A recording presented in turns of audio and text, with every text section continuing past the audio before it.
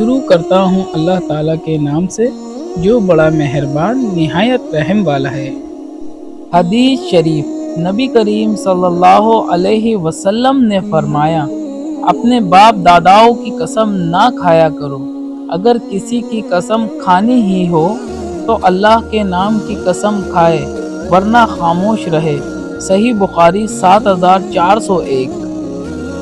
حدیث شریف، نبی کریم صلی اللہ علیہ وسلم نے فرمایا، اللہ تعالیٰ فرماتا ہے کہ میں اپنے بندے کے گمان کے ساتھ ہوں، اور جب وہ مجھے اپنے دل میں یاد کرتا ہے تو میں بھی اسے اپنے دل میں یاد کرتا ہوں، اور جب وہ مجھے مجلس میں یاد کرتا ہے تو میں اسے اس سے بہتر فرشتوں کی مجلس میں اسے یاد کرتا ہوں، اور اگر وہ مجھ سے ایک بالش قریب آتا ہے تو میں اس سے ایک ہاتھ قریب ہو جاتا ہوں، اور اگر مجھ سے ایک ہاتھ قریب آتا ہے تو میں اس سے 2 ہاتھ قریب ہو جاتا ہوں، اور اگر وہ میری طرف چل کر آتا ہے تو میں اس کے پاس دوڑ کر آ جاتا ہوں۔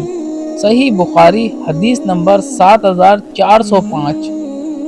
حدیث شریف، نبی کریم صلی اللہ علیہ وسلم کے پاس دجال کا ذکر ہوا تو آپ صلی اللہ علیہ وسلم نے فرمایا کہ تمہیں اچھی طرح معلوم ہے کہ اللہ کانا نہیں ہے، اور آپ نے ہاتھ سے اپنی آنکھ کی طرف اشارہ کیا اور دجال مسیح کی دائیں آنکھ کانی ہو گئی، جیسے اس کی آنکھ پر انگور کا ایک اٹھا ہوا دانہ ہو۔ صحیح بخاری حدیث نمبر 7407۔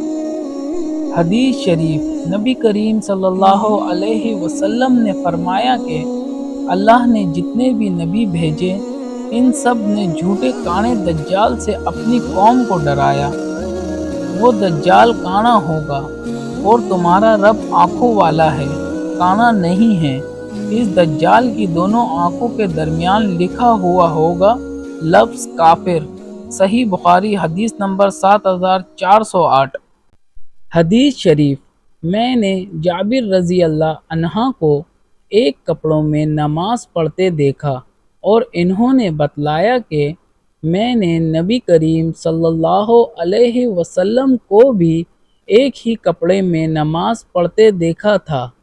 صحیح بخاری حدیث نمبر 353۔ ثواب کی نیت سے حدیث شریف کو لائک، شیئر اور کمنٹ کریں، اور چینل کو سبسکرائب کر لیں۔ جزاک اللہ۔